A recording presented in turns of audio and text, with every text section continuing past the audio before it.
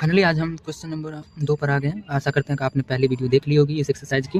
नहीं देखे हैं तो जाकर देख लीजिए। ज़्यादा बात नहीं करते हुए हम आते हैं सवाल पर। सवाल क्या कह रहा है कि आकृति 8.3 जो है उसमें tan p और cot r का मान ज्ञात करना है। पहले जो दे रखा है हम लिख लेते हैं।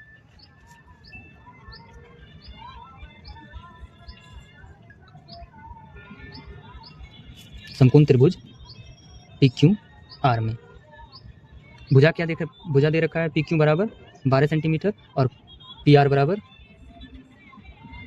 13 सेंटीमीटर।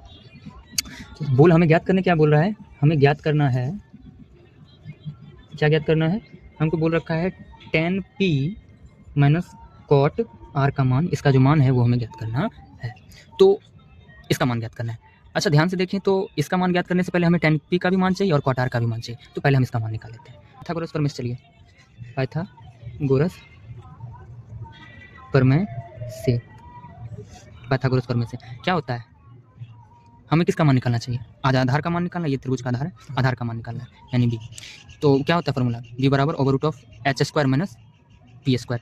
h आज क्या है, करंट तो आज pr है, pr का स्क्वायर माइनस p का स्क्वायर यानी pq का स्क्वायर, pr का स्क्वायर, pr कितना दिया है 13, 13 का स्क्वायर माइनस pq कितना दिया है 12, 12 का स्क्वायर। 13 का स्क्वायर कितना होता है 169 और 12 का स्क्वायर कितना होता है 144। घटाएंगे तो आपके पास 25 आएगा। अब देख लीजिएगा, घटाएंगे तो 25 आएगा।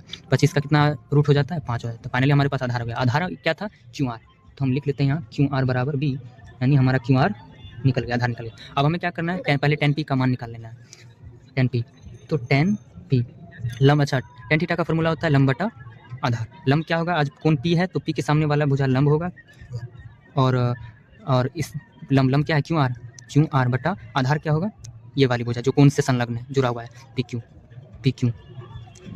QR का मान हमने निकाल लिया है 5 और PQ का मान कितना है, PQ का मान है 12, 5/12। tan P का मान निकल गया। उसी तरह हम cot R का मान निकाल लेते हैं। cot R का मान, cot R ये कौन है आज, इसके cot थीटा बराबर क्या होता है आधार बटा लंब। आधार क्या होगा, ये भुजा QR आधार बटा लंब, आधार क्या होगा QR और इसके सामने वाली भुजा लंब होगी PQ।